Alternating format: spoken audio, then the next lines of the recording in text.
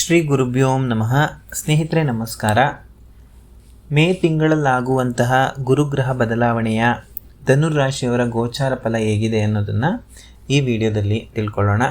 ನಾನೀಗಾಗಲೇ ಕಳೆದ ವಿಡಿಯೋದಲ್ಲಿ ಹೇಳ್ದಂಗೆ ಮೇ ತಿಂಗಳ 14ನೇ ತಾರೀಕು ಗುರುಗ್ರಹ ವೃಷಭದಿಂದ ಮಿಥುನಕ್ಕೆ ಪ್ರವೇಶವನ್ನು ಮಾಡಿದ್ದಾರೆ. ಸೂರ್ಯಗ್ರಹ ಮೇಷದಿಂದ ವೃಷಭಕ್ಕೆ ಪ್ರವೇಶವನ್ನು 14ನೇ ತಾರೀಕು ಮಾಡಿದ್ದಾರೆ. ಹಾಗೂ ಇದೇ ತಿಂಗಳ 18ನೇ ತಾರೀಕು ರಾಹು ಮತ್ತು ಕೇತು ಅಪ್ರದಕ್ಷಿಣೆಯಾಗಿ ರಾಹು ಕುಂಭಕ್ಕೆ, ಕೇತು ಸಿಂಹರಾಶಿಗೆ ಪ್ರವೇಶವನ್ನು ಮಾಡಿದ್ದಾರೆ. ಹಾಗೂ ಈ ತಿಂಗಳು ಶುಕ್ರ ಉಚ್ಚಸ್ಥಾನದಲ್ಲಿರುವಂತಹ ಶುಕ್ರ ಮೀನದಿಂದ ಮೇಷಕ್ಕೆ ಪ್ರವೇಶವನ್ನು 30ನೇ ತಾರೀಕು ಮಾಡೋದು ವಿಶೇಷ. ಸೊ ಈ ಅನೇಕ ಗ್ರಹಗಳ ಬದಲಾವಣೆ ಧನುರಾಶಿಯವರಿಗೆ ಗೋಚಾರ ಹೇಗಿದೆ ಅನ್ನೋದನ್ನು ಈ ವಿಡಿಯೋದಲ್ಲಿ ನೋಡ್ತಾ ಹೋಗೋಣ. ಸೊ ವ್ಯಯಾಧಿಪತಿ ಮತ್ತು ಪಂಚಮಾಧಿಪತಿ ಕುಜ ಅಷ್ಟಮದಲ್ಲಿ ಕೂತ್ಕೊಂಡಿದ್ದಾರೆ. ಮಕ್ಕಳ ವಿಚಾರದಲ್ಲಿ ಅಧಿಕ ಖರ್ಚು, ಮಕ್ಕಳಿಂದ ಶೋಕ, ಮಕ್ಕಳಿಂದ ನಿಂದನೆ ಅಂತ ತೋರಿಸುತ್ತೆ ವ್ಯಯಾಧಿಪತಿಯಾದಂತಹ ಕುಜ ಅಷ್ಟಮದಲ್ಲಿ ಇರೋದ್ರಿಂದ.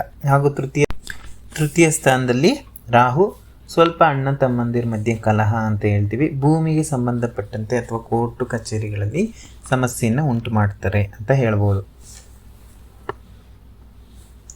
ಹಾಗೂ ಸಪ್ತಮ ಗುರು ಶುಭ ಫಲ.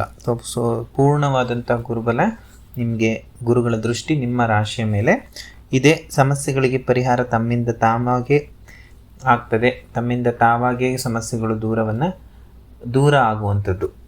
ಸೊ ಸಂಬಂಧಿಕರೊಂದಿಗೆ ಕಲಹ ಅಂತ ಹೇಳ್ತೀನಿ. ಸಂಬಂಧಿಕರೊಂದಿಗೆ ಸ್ವಲ್ಪ ಅಷ್ಟು ರಿಲೇಷನ್ಶಿಪ್ಪು ಸ್ವಲ್ಪ ಹಳಸುವಂಥ ಒಂದು ಸನ್ನಿವೇಶಗಳು ಬರ್ಬೋದು.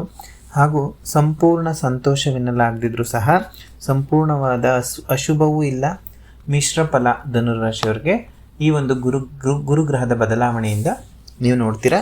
ಹಾಗೂ ಗುರು ಸಪ್ತಮದಲ್ಲಿ ಕೂತ್ಕೊಂಡಿದ್ದಾರೆ, ನಿಮಗೆ ಪೂರ್ಣವಾದಂಥ ಗುರು ಬಲವನ್ನು ನೀಡ್ತಾ ಇದ್ದಾರೆ. ಭಾಗ್ಯಸ್ಥಾನದಲ್ಲಿ ಅಂದರೆ ದಶಮದಿಂದ ಭಾಗ್ಯಸ್ಥಾನಕ್ಕೆ, ಈಗ 10ನೇ ಮನೆಯಲ್ಲಿದ್ದಂತಹ ಕೇತು ಈಗ ಭಾಗ್ಯಸ್ಥಾನ 9ನೇ ಮನೆಗೆ ಪ್ರವೇಶವನ್ನು ಮಾಡಿದ್ದಾರೆ.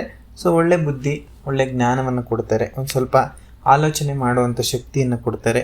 ಸೊ ಇನ್ನೊಬ್ಬರಿಗೆ ನಿಮ್ಮ ಜ್ಞಾನ ಏನು ನಿಮ್ಮ ಜ್ಞಾನದ ಆಳ ಏನು ಅನ್ನೋದು ಇನ್ನೊಬ್ಬರಿಗೆ ತಿಳಿಯೋ ಥರ ಒಂದು ಸನ್ನಿವೇಶಗಳು ಬರ್ತಾ ಹೋಗ್ತವೆ. ಸೊ ಇದು ಕೇತು ಗ್ರಹದಿಂದ ಉಂಟಾಗುವಂತಹ ಒಂದು ಫಲ ಅಂತ ಹೇಳ್ತೀನಿ. ಹಾಗೂ ಸೂರ್ಯ 6ನೇ ಮನೆಗೆ ಬರ್ತಾ ಇದ್ದಾರೆ. ಉದರ ಸಂಬಂಧಿತ ಸಮಸ್ಯೆಗಳೇನಾದರೂ ಕೊಟ್ಟರೆ ಸೂರ್ಯಗ್ರಹದಿಂದ ಕೊಡ್ಬೋದು. ನಿಮ್ಮ ರಾಶಿಯಲ್ಲಿ ಏನಾದರೂ ಸೂರ್ಯನ ಸ್ಥಾನ ನಿಮ್ಮ ಮೂಲ ಜಾತಕದಲ್ಲಿ ಏನಾದರೂ ಸೂರ್ಯನ ಸ್ಥಾನ ಚೆನ್ನಾಗಿಲ್ಲ ಅಂದರೆ ಈ ಒಂದು ಸಮಸ್ಯೆ ಉಂಟು ಮಾಡ್ತಾರೆ. ಉದರಕ್ಕೆ ಸಂಬಂಧಪಟ್ಟಂತಹ ಸಮಸ್ಯೆ ಉಂಟು ಮಾಡೋದು ಸೂರ್ಯಗ್ರಹ ಷಷ್ಠಭಾವದಲ್ಲಿ ಇರೋದ್ರಿಂದ. ಮತ್ತು ಸರ್ಕಾರಿ ಉದ್ಯೋಗಿಗಳಿಗೆ ಅನುಕೂಲ, ಮತ್ತು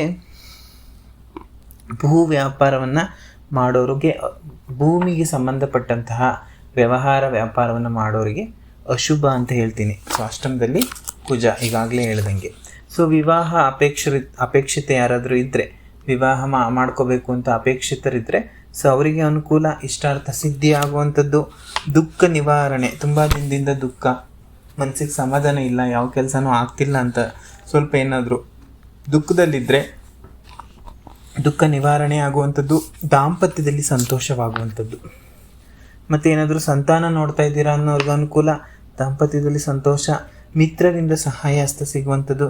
ಏನಾದರೂ ಮಾಡ್ತಿದ್ದೀರಾ, ಅದಕ್ಕೆ ಸ್ವಲ್ಪ ಏನಾದರೂ ಸಹಾಯ ಬೇಕು ಅಂದರೆ ಮಿತ್ರರು ಮುಂದೆ ಬಂದು ನಿಮಗೆ ಸಹಾಯ ಮಾಡುವಂಥದ್ದು. ನಿಮಗೆ ಈ ತಿಂಗಳು ಈ ಒಂದು ಗುರುಗ್ರಹದ ಬದಲಾವಣೆ ಆಗುವಂಥದ್ದು. ಮತ್ತು ಮಧ್ಯವರ್ತಿಗಳಿಂದ ಸ್ವಲ್ಪ ನಂಬಿಕೆ ದ್ರೋಹ ಆಗ್ಬೋದು. ಸ್ವಲ್ಪ ಯಾರಾದರೂ ಈ ಬ್ರೋಕರ್ನ ನಂಬ್ಕೊಂಡು ಏನಾದರೂ ಕೆಲಸ ಮಾಡ್ತಾ ಇದ್ದೀರಾ, ಏನಾದರೂ ಖರೀದಿ ಮಾಡ್ತಾ ಇದ್ದೀರಾ ಅಂದರೆ ಅದ್ರ ಬಗ್ಗೆ ಸ್ವಲ್ಪ ಗಮನ ಇರಲಿ. ಮತ್ತು ಅರ್ಧಾಷ್ಟಮ ಶನಿ ಸ್ವಲ್ಪ ತೊಂದರೆ ಕೊಡ್ಬೋದು. ಅರ್ಧಾಷ್ಟಮ ಶನಿ ಸ್ವಲ್ಪ ತೊಂದರೆ ಕೊಡಬಹುದು. ಶನಿವಾರ ಉಪವಾಸ ಮಾಡಿ, ಶನಿವಾರ ಶಿವನಿಗೆ ಎಳ್ಳೆಣ್ಣೆಯನ್ನು ಕೊಡಿ. ಸ್ವಲ್ಪ ಎಳ್ಳೆಣ್ಣೆ ದೀಪನ ಶನಿ ದೇವರದಲ್ಲಿ ಅಥವಾ ಆಂಜನೇಯನ ದೇವಸ್ಥಾನದಲ್ಲಿ ಹಚ್ಚೋದ್ರಿಂದ ಸ್ವಲ್ಪ ಒಳ್ಳೆಯದಾಗುತ್ತೆ. ಊಟದಲ್ಲೂ ಸಹ ಎಳ್ಳೆಣ್ಣೆಯನ್ನು ಬಳಸ್ಬೋದು. ಈ ಪರಿಹಾರ ಮಾಡ್ಕೊಳ್ಳಿ. ಹಾಗೂ ದಕ್ಷಿಣಾಮೂರ್ತಿ ಧನುರಾಶಿಗೆ ಅಧಿಪತಿ ಗುರುಗ್ರಹ ಆಗಿರೋದ್ರಿಂದ ದಕ್ಷಿಣಾಮೂರ್ತಿಯ ಪ್ರಾರ್ಥನೆ ಯಾವಾಗಲೂ ಇರಲಿ. ಸರ್ವೇ ಜನಾಃ ಸುಖಿನೋ ಭವಂತು. ಈ ವಿಡಿಯೋ ಇಷ್ಟ ಆದರೆ ಲೈಕ್ ಮಾಡಿ, ಶೇರ್ ಮಾಡಿ, ಚಾನಲ್ಗೆ ಸಬ್ಸ್ಕ್ರೈಬ್ ಮಾಡಿ. ನಮಸ್ಕಾರ.